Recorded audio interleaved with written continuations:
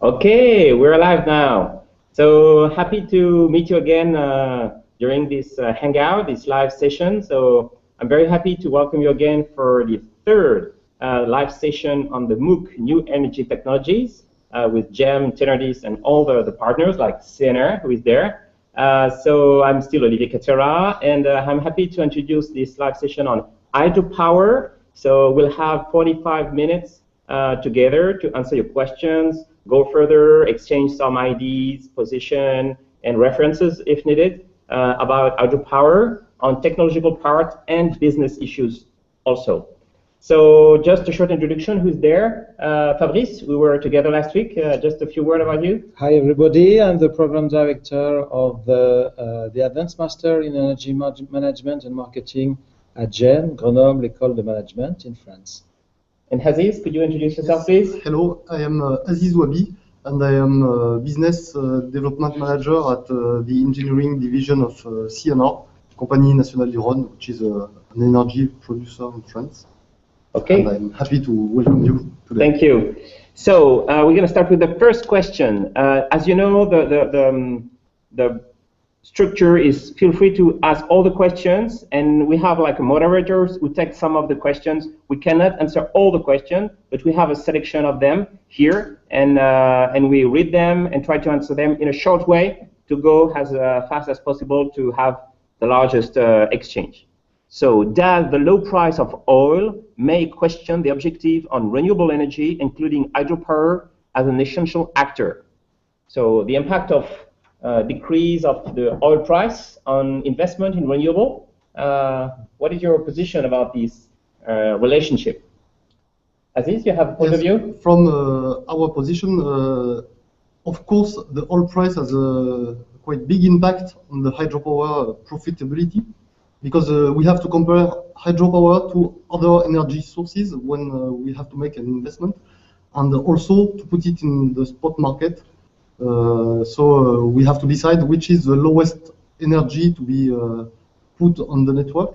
So it means there's a competition between investing in fossil fuel or renewable. That's yes, it. Investing, and also in the production area, in which we have to check which is the highest price of the energy we put on the network, and this is the main guideline for the energy price for the whole energy components. Okay. Fabrice, a point of view about that? Perhaps it will tend to, but I think that the development of the other renewables, I mean solar and wind power, will be a key point, because hydropower is a way of storing energy, especially renewable energies. So it could be independent from the oil prices. Yeah, the investment in renewable, and particularly in hydropower, are very long term. Mm-hmm. The projects are over decades, like 40, 50, 60 years long projects, sometimes more. So I think indeed that there's an impact between challenging the investment, but hydropower is a specific mm-hmm. market sometimes. So have you seen during the last months a project who could have been postponed in hydropower? I think that some countries, for example China or other countries, may have to make choices on the energy, and if they have to face the coal fuel, which is very low, then they can make some adjustment on their energy package. Mm-hmm. This was my concern. But on the renewable side, I think that of course you are right, Fabrice. Wind and solar are much more on the feed-in tariffs structure, yeah. And hydro has this. It's a key part of this. The impact will be more on the mobility, and automotive and transports. Yeah. Okay, I take another question. Tell about the future of hydropower. Project time, cost, necessary area will define the kind of generation as a backup to PV1. So if I well understood, is there a challenge between developing projects in PV and developing projects in hydro? You are also a specialist about PV. Could you, in short term, Aziz, explain what is the structure of an investment in hydropower? from your point of view as a developer also of project like CNR? Like all energy projects in hydropower, you have financial costs and how to manage the project. So this is quite similar to many other projects, even though if hydro is a very capital intensive market, so we have to pay first and then you can benefit from it. The question was much more on how it can how hydro can help other energy sources such as PV. That's right. So. Oh yeah, you're right. Actually, I thought that there's a double question. There's the question comparing the project management and also availability of generation regarding these two kind of sources. So.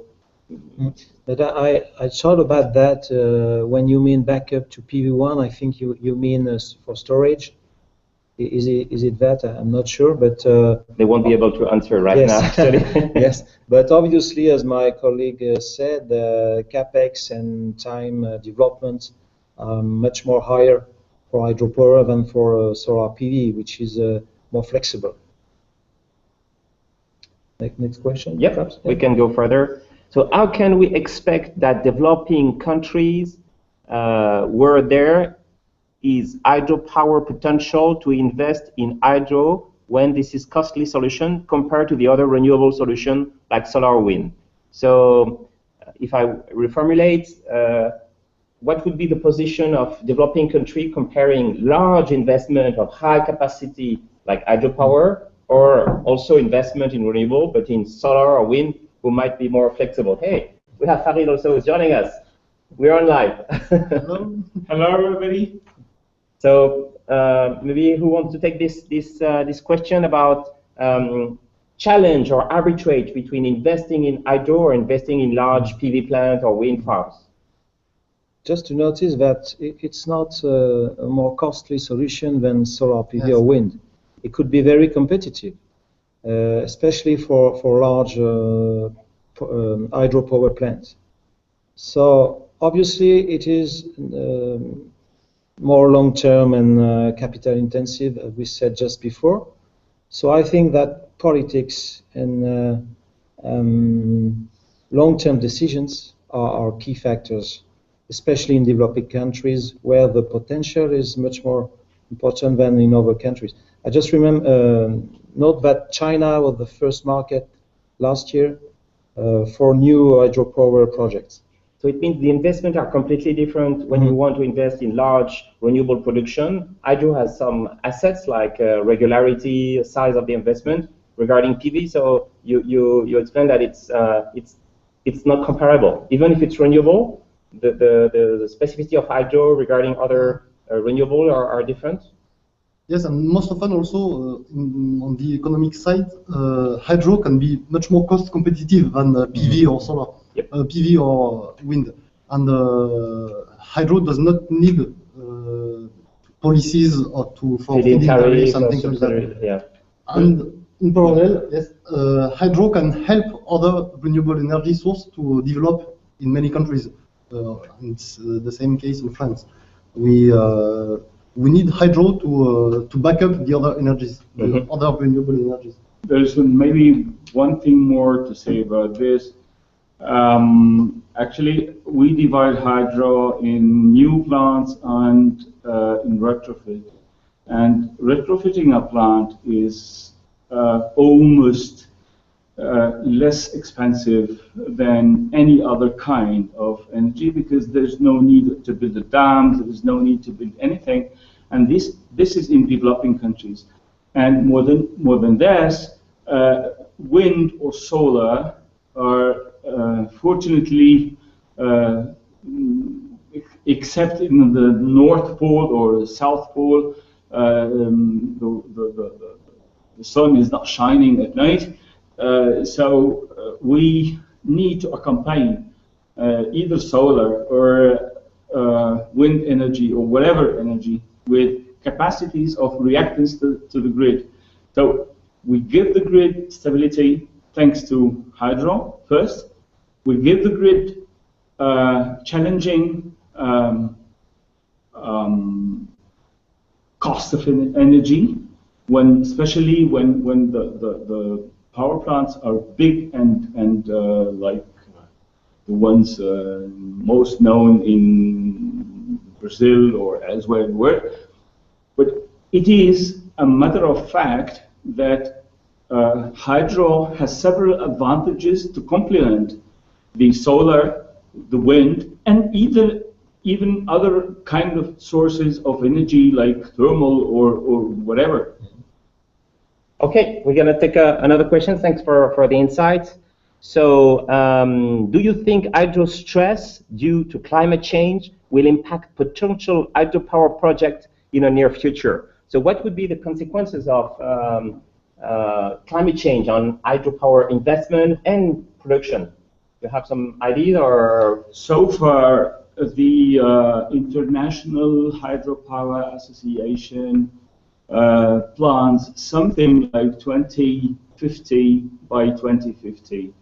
That means that 2050 gigawatts by the year 2050 on hydro.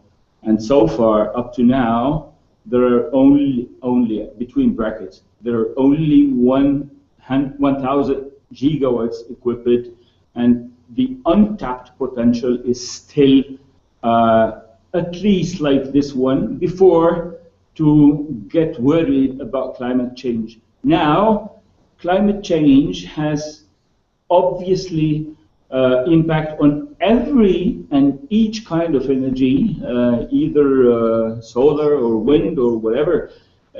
But this is a global, and we don't know so far what will be the scenarios. So you explained that we are half the way. We still have a huge roadmap for investment. Definitely. But we don't know exactly what will be the impact of climate change. It will be small, at least. If it is, because the road is very large. The road is very large, and the untapped resources are huge enough to make sure that if we equip with hydro energy, it will be less impactable on the climate change. So it is a virtuous, virtuous circle. A rapid answer. We're gonna have maybe a quick answer. Yeah, sorry. This is on the. I'm not used to the web. This is on the global view, but if we focus more on regional aspects, what does climate change mean? It means from hydrologic issues, more water in some areas, but less water in others. So there is a stress on the less water feeded areas. And of course, even in France, we already do some studies about climate change impact on the hydropower potential in France. So we are already implementing that. But the potential is here. So hydro will be in the future, but we have to check it from the beginning. What will be the profitability of the project after 20, 30, 40 years? Yes, that's the key point. I think it will add a much more risk aspect for financing projects. And I think that bankers could be a bit more serious and when they will have to finance hydropower projects due to this aspect of climate change, which is very uncertain. It seems there's a nexus between water and energy. There's like an arbitrage, and sometimes some project could be difficult to invest or to support because of the use of water. Is it linked sometimes to evaluate the interest of a project regarding the disponibility of water? Do you face this kind of issue in your project? I can give you just one example, and it will be very short. Okay. The Three Gorges Dam was not built for energy at all in the beginning.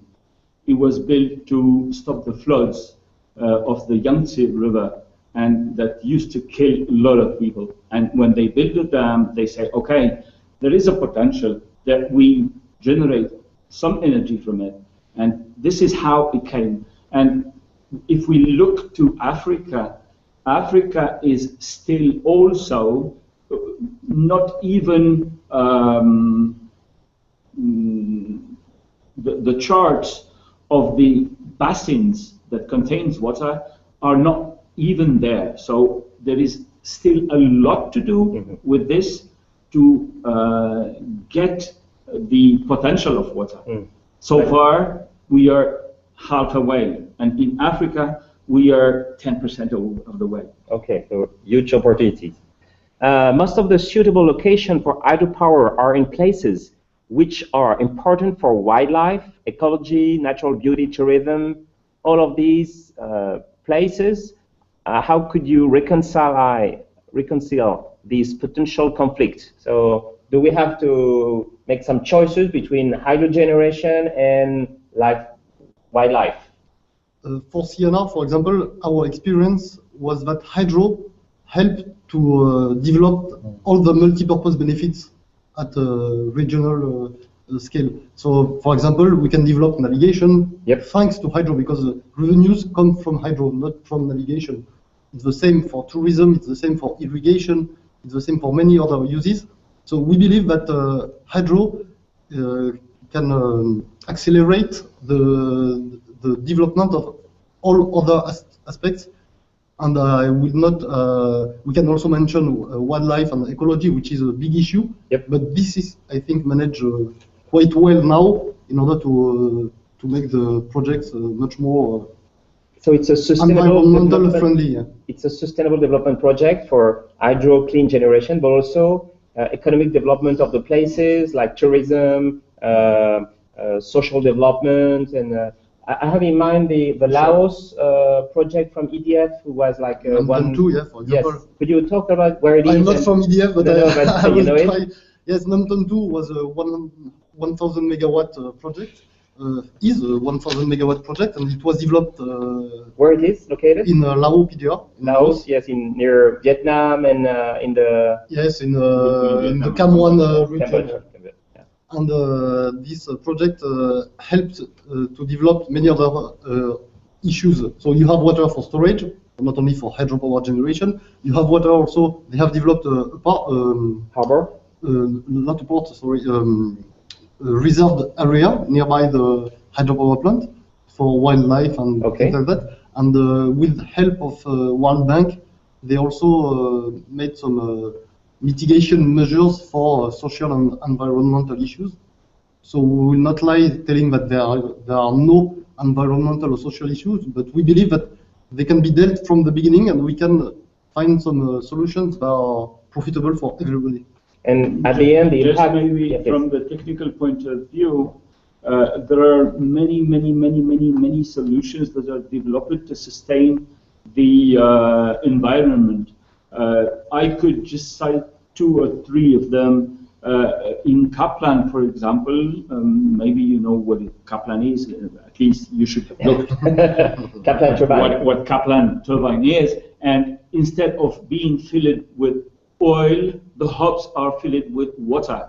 So, or instead of having a shaft with guide bearing or thrust bearing with oil, they're with water. And there are a lot of research and development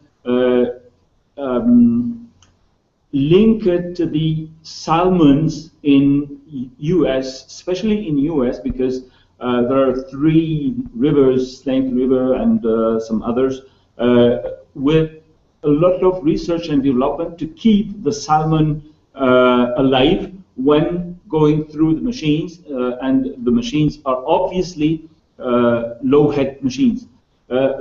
If for sure we have a barrage or an intake at 2,000 meters above, and we have a turbine at 0 meter, then the gradient of pressure will make the life of the fish very uneasy. But it is not the case at all, because we have a lot of stuff before to get there, before to get the fish or whatever life there. Another solution is about dissolved oxygen enhancement. So there are regions where the accumulated water in the dam is in anoxy, and if we release it, there could be damage to the environment. So What is anoxy? Anoxy, non-oxygen. Non-oxygen, okay. And when we release the water, we put a lot of air inside to make it viable for the environment, for the people, for the fish, for the trees, whatever. Okay, so to sum up this question, so there's still an interest to invest because it's greener investment than fossil. There is a sustainable way to implement a dam and a project, and there's also innovation on the technical point to improve the quality of the system and the impact on wildlife. Okay, thanks. Another question is, how can hydropower be developed in African countries? Do you have some example? I know about Cameroon, there's a big project. Inga, it is one of the most powerful potential plant. It's a project. It is a plant. It is a project. Yep. It is not yet tendered. Okay. It will be divided in several parts, for sure. But the potential just of Inga is 40 gigawatts. INGA. Yes. Okay. Something like on this. The Congo Zaire River. Yeah. And there are several projects in Africa, but the issue is, for the time being, there are two issues: the stability. The political stability first, and there is also the financing issue. Yep. And we can find in a lot of African countries global suppliers of civil work, like Chinese ones, developing some power plants, some hydropower plants for the needs of the countries or these kind of things. So Inga is the largest one. Is there other project that you have in mind about Africa hydropower development? There are plenty. So others that you have in mind? Grand Renaissance Dam in Ethiopia, which is a 6,000 megawatt dam. So one of the big dam. The equivalent of 6 nuclear power plants. Yes, 6. Yes. And there are many others. You spoke about Cameroon, yes, with the Sanaga River and the Nachtigal, for example, but also Lombangar at the head of this river. Are they linked to a particular project? I have in mind aluminium, and there are some countries where the plants of aluminium or whatever need energy, and they supply it directly from a dam. It is I think one of the examples is they are in Cameroon, for example. I have one in mind, but I will say it later on. Okay. So in Ethiopia, is it close to Addis Ababa? It's no. Linked to the city, or it's no? It is far from the city. Okay. And what's the economics of the project? Yes, to answer this question, how they are developed, you have for sure the multilateral banks, yep, such as the World Bank or African Development Bank, who can help financing those projects.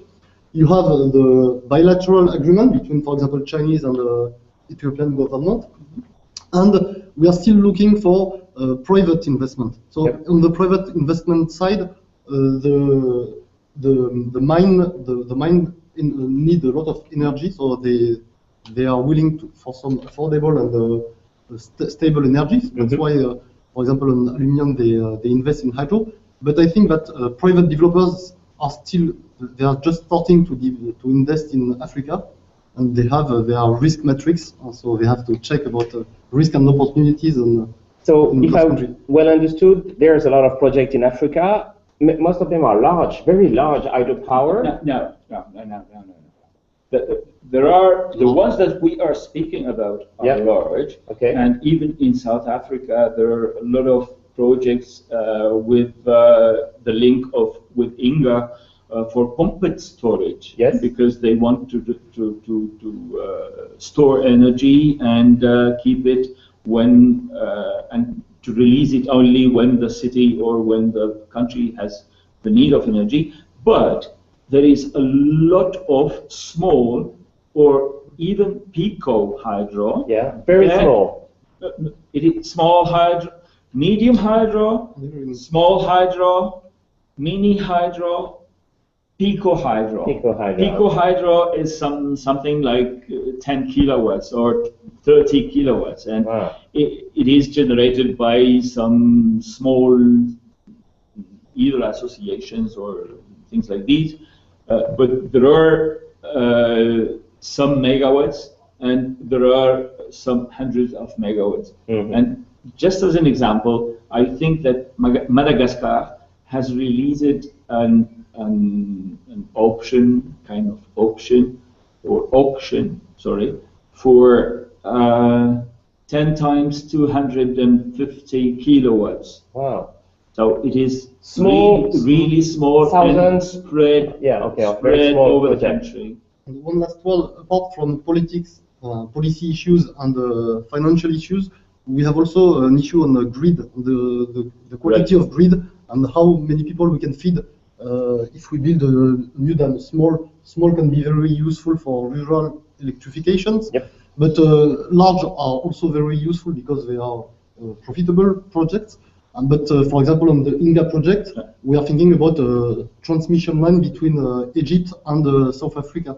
Yeah. Because Wow. it will produce So many energy that kilowatts, we can supply energy to all the regions. And Larger the grid- continents. But this is what is happening actually today in China. If you look at where the energy from the dams is produced and where it is consumed and where it is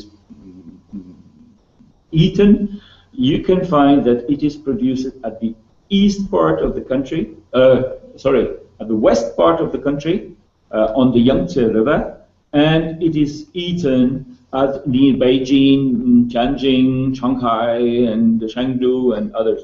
So, and the transmission lines are really long. You could look at Canada. The production is at L'Abbé James.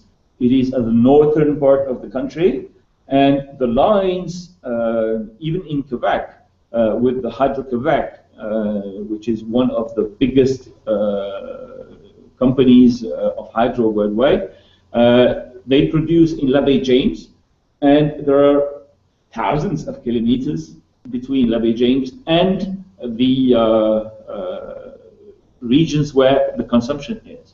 Okay, thanks. We're going to take another question. May we imagine to deploy decentralized small hydro pump installation inside the cities as we start to do it with wind and solar? So what is the future of hydro in cities? Is there a project that you have in mind or options? Maybe about this new kind of innovation in hydro. It could be there's experimentation with very small turbines in the cities, but I think it's only prototypes, and I think I'm not sure this is the future of hydro. No. Perhaps you have something to add? Yeah, just to add one thing, there are plenty of ideas, but the economics of the ideas For sure. are not still there. For the time being, they're only prototypes. We can cite the water treatment stations that release the water to the rivers, and we can there are always some head between the station and the river, and it is, I don't know, 5-10 meters, and we can use it. We can use the wastewater. We can use a lot of things, but these are only for the time being concepts, and the maturity and the economics of these and the economic model is not yet there. Yeah. So maybe one day we will use our toilets to generate energy. So there's also innovation, like you said, like we have HydroQuest here in the region who is developing along the river small generation. Sure. So it could be close to cities. But I these think are not the same size, and I think that the future is perhaps more on off-grid plants. I mean, to be non-connected non-connected plants or not plant, but unit of consumption. I mean, small factory or houses who are not linked with the grid. So, but you have to have the resource in terms of water, and you have to consume it on the same place. Because the size of the plant are smaller than large hydro. And then economically could be a good way to produce and consume energy. But it will be very few locations. And the concept will be a kind of smart grid, including this kind of generation. It is water, but small, and small PV, small whatever, small whatever, and we make it as a smart grid. Now, to the extent of a global city or a global thing, we can find those kind of generation, but maybe in islands, like in isolated networks. But I don't believe that tomorrow or the day after tomorrow it will be a common way to use hydro. It is still at the prototyping or at the idea level.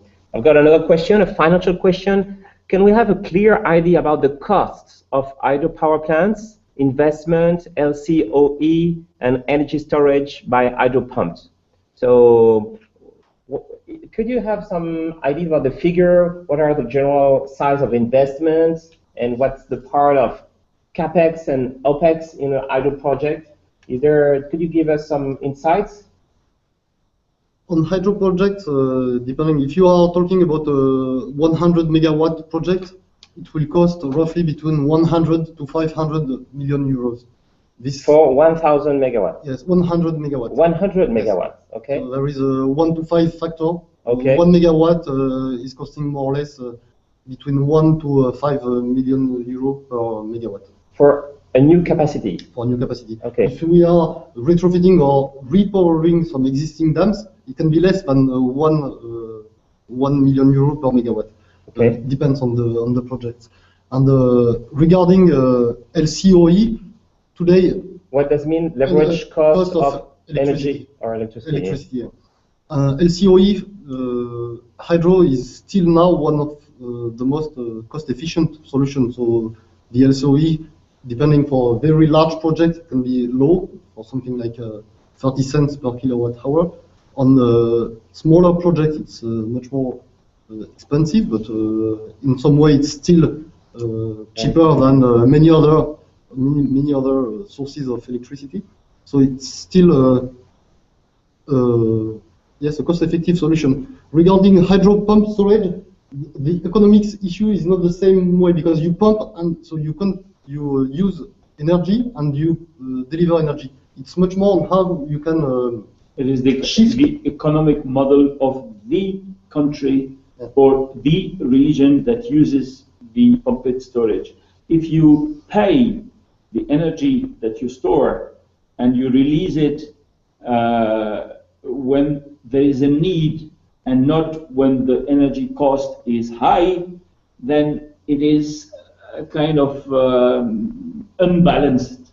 So the way for example, in the US, they are operating pumped storage is to store water and to release it when the energy cost is at high. Okay. Now, there are also other uses of pumped storage, and we don't think about them up to now. It is about stability of the grid.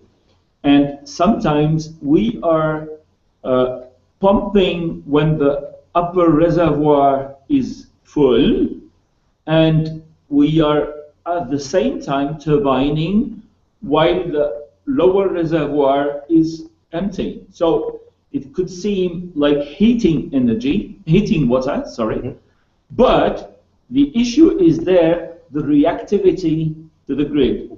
Because if a wind farm of, I don't know, 300 megawatts stops because of lack of wind or too much wind, it will stop within 2 minutes or 1 minute. And the only way to recover this energy on the network instantaneously is hydro. So, by the way, there is one thing more, is that hydro is self-starting. There is no, if you have a blackout, the only way to start the network is with hydro. Okay. So if I summarize what you said, so there's an interest for trading because you can store and manage the price of energy, but you can have also like service for the grid, like flexibility, ancillary services. Okay. And the impact also is like an asset is self-generating. How do you say? Self-starting. Self-starting. Okay, thanks. So we still have less than 10 minutes. So we're going to accelerate a little bit to have a further question. I don't know how to accelerate more. So a question is, what is the carbon footprint for construction of new hydropower plants? So is there like an impact, like gray energy of building hydropower plants? Is it an issue? My neighbors maybe have some. I don't have any figures, but I think sure. But how much it will depend, obviously, on the kind of location and plants. So in some tropical areas, for example, there are some studies telling that we have to be very careful when you build the reservoir, for example. If you still have trees and if you don't cut everything, then you can have some gas emissions from the reservoir in tropical areas. Yeah. So you mean you need to clean the reservoir, to cut the trees before filling up this can happen. This can happen, but it comes back to normal in something like 10 or 20 years.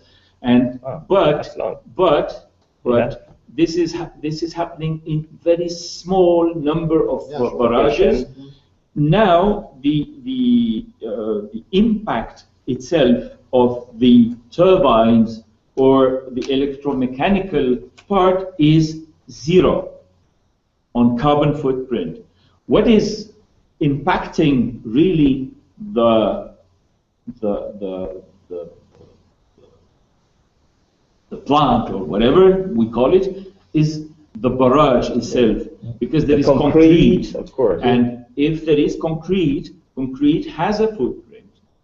Now we cannot make omelets without breaking eggs. Okay, it's at the end still better than for sure different kind of coal or gas. Definitely, gas when project. we burn coal or when we burn gas or oil or whatever, the carbon footprint of hydro is just negligible. 1 megawatt would be enough for how many people in developed countries? Let's say in France, 120 gigawatts for 60 million people. That's it. Repeat again. 120 gigawatts for 60 million people. This is in developed countries. So in developed countries, 2 gigawatts for 1 million people. Now in non-developed countries, it could be far less. Okay. So just a component, because when we are dealing with the output, the 1 megawatt, it does not mean how much you consume. It's as if you have a 1,000 watt iron in your home and you never put it. So there are the capabilities and the use of these capabilities. Yes. So we have to talk about megawatt hour, for example, if you want to know about consumption. And for megawatt hour, just one figure in France, every home consumes more or less 3,000 kilowatt hour per year, excluding heating. So it's just the domestic consumption of electricity per house. It's about 3,000 kilowatt hour in France. By the way, much more or less I asked you if you remember one question about the cost of 0.1% of the production of Three Gorges Dam. And I don't know if you calculate it, but if we consider that it is 5 cents a kilowatt hour and the machines are working and operating something like, and this is the normal way of operating machines, it is 8,000 hours per year. This is because we stop the machine for maintenance, etc., etc. Otherwise, they will work for a long time, and the duration is from 40 to 50 years. So we come up to an amount around 300 millions euros or dollars or whatever for 0.1% of the energy coming from the Three Gorges Dam. I wish you could reach this this thing, because it represents what energy costs. It is the cost of energy consumption. It is in megawatt hours and not in megawatt, in installed megawatt. It is like wind power, for example. When we install a wind farm or a windmill that is having I don't know, 3 or 4 megawatt installed, actually it comes from it that depending on the wind, on a lot of things, less power is coming from it. Okay, thanks. We still have like 4 minutes before the end of the session. I've got one question. Might be better to extract heat from water waste before discharge? I didn't get the question. As heat from wastewater? Yeah.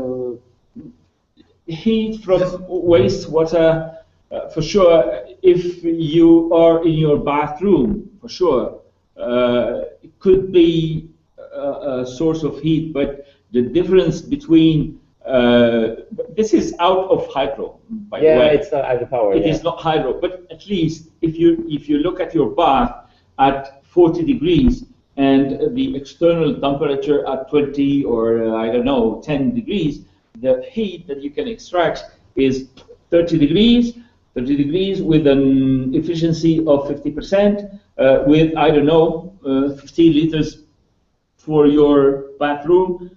I think it is small. Yeah. But it's an idea about harvesting energy in cities. Or there's some project, but it's not hydro. It is not hydro. A question is, do you think building more? Yes.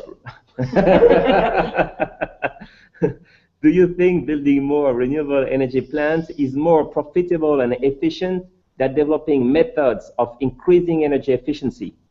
So what's the balance between efficiency and new capacities? I would say both. We have to do both, depending on the country. Exactly. We all three saying it is both, and obviously it is both, and we cannot exclude any kind of energy from the global point of view, from the spectrum. It's a mix. I remember the negawatt process. The negawatt explained that we go first through sobriety, so avoid consumption, then efficiency, and then renewable generation. So the process is each time have the more efficient way before produce. But today, in any case, hydro, if we look at the most consuming countries in the world, we look at China, and hydro is dramatically increasing in China. And it will continue. So there is an equation about the next 20 years or 25 years, and we will be there. Okay. The last question, we still have 1 minute, and that's a question about the future. What do you think about the growth of hydropower over the next 10 years in the world? So in 2 words, what is your vision? What is your dream also for hydropower? 2050 by 2050. 2050 by 2050. So 2050 double gigawatts. the size of installed capacity. 2050 gigawatts by 2050, the year 2050. Well, it's more than 20. It's more than 10 years. Yeah, okay, you divide it by 2. Okay. Aziz, you have a dream or a wish or a vision for the future? No, I think the trend is already here. So we will continue, as you said, on the same trend in the next years. But we need some more investment, more cash, or no cash? No, cash is there. Cash could be there. We have to we have to generate cash, and we have to retrofit. When we don't have cash, we do have a mini hydro, small hydro. When we don't have cash, we have to retrofit. And the return on investment makes cash. So we can continue and sustain the trends and the momentum of hydro. We could not close it. A final word, Fabrice, about your vision Just for the to future. repeat, the future markets allocation obviously will be in China and emerging countries. In Europe, I think it will be more retrofitting yes, project. yes. So that's the end of the MOOC. Thanks all for participating. We hope you enjoy it. There's still opportunity to ask questions on the forum. We see you next week for the next live hangout. It will be on biogas.